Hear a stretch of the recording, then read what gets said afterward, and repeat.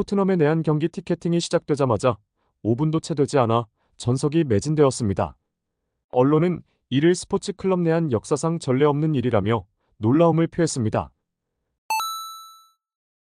7월 30일부터 8월 2일까지 열리는 쿠팡 플레이는 토트넘뿐만 아니라 바이에른 뮌헨까지 초청하여 큰 반향을 일으켰습니다.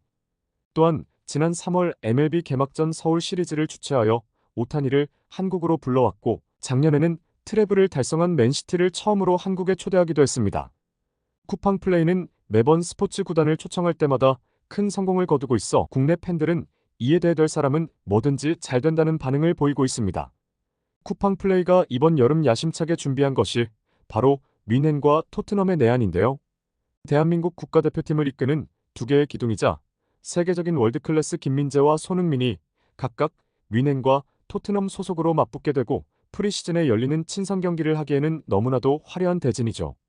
지난 여름 엄청난 기대를 한몸에 받으며 뮌헨이라는 독일 최고의 클럽으로 입성하게 된 김민재였으나 여러 가지 악재가 겹치면서 후반기에는 약간 주춤한 모습을 보이기도 했는데요. 투엘이 경질되고 그 자리에 빈센트 콤파니가 새로 부임하자 상황은 급변하기 시작했습니다.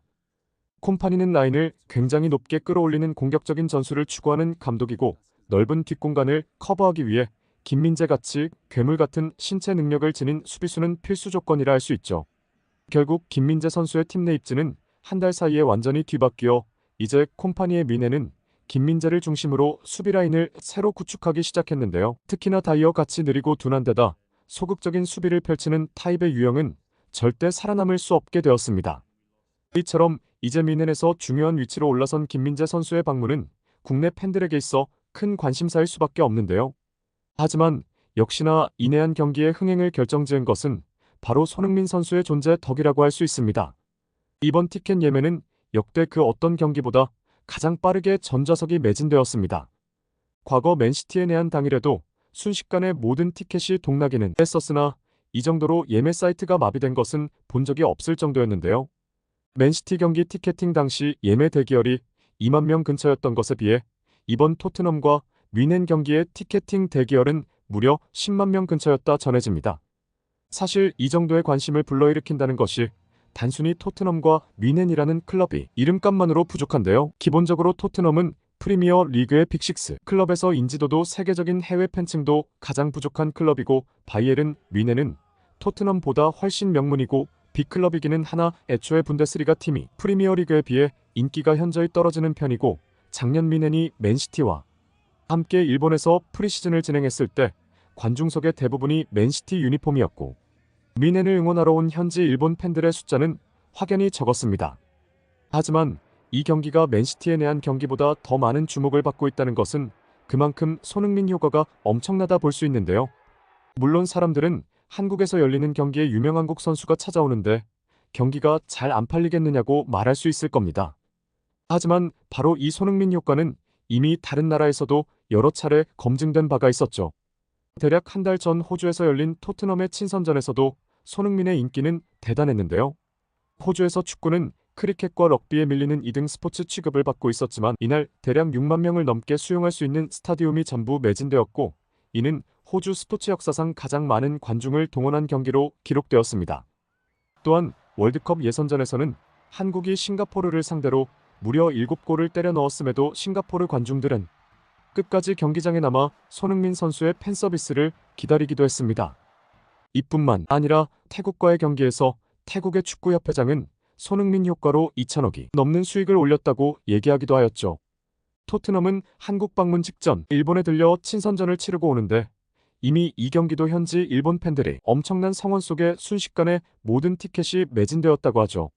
최근 한국이 여러모로 외국 클럽 초청에 힘쓰며 성공적인 흥행을 이끌어내고 있지만 사실 일본은 이미 예전부터 이런 이벤트 경기를 매년마다 주최하며 해외 스포츠 클럽들이 매년 여름 꼭 한 번씩 방문하고 가는 곳이기도 했습니다.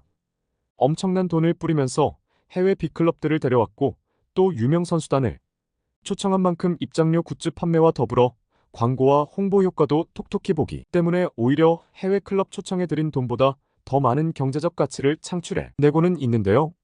지난 몇 년간 일본을 방문한 클럽만 해도 맨시티, 파리, 생제르맹, 바르셀로나, 바이에른, 뮌헨과 같은 세계적인 빅클럽들 뿐이었죠. 그러나 그들에 비하면 토트넘이라는 클럽의 이름은 약간 처지는 듯이 보이는 것은 사실입니다. 이 이벤트 경기를 주최하는 일본 측에서도 단순히 팬들에게 서비스하기 위한 것만이 아니라 어디까지나 부가적인 상업 효과로 수익을 창출해내는 것이 목적일 텐데 왜 그들이 다른 빅클럽들을 포기하면서까지 토트넘을 이번 여름에 초청하려던 것일까요? 그리고 결국 그것은 토트넘이 아는 클럽의 손흥민이라는 선수의 가치가 더해졌기 때문이라고 볼 수 있습니다. 사실 해리 케인도 떠난 마당에 현재 토트넘에서 세계적으로 이름을 날리고 있는 선수는 별로 찾아볼 수가 없죠. 메디슨도 반더벤도 로메로도 영국 현지에서는 좀 유명할 수 있겠지만 그들에 비해 라이트하게 축구를 즐기는 아시아 팬들 입장에서는 듣도 보도 못한 선수로 취급당한다 해도 과언이 아닐 겁니다. 하지만 손흥민이라는 이름 석자만큼 세계 그 어디를 가든 통한다 볼 수 있는데요.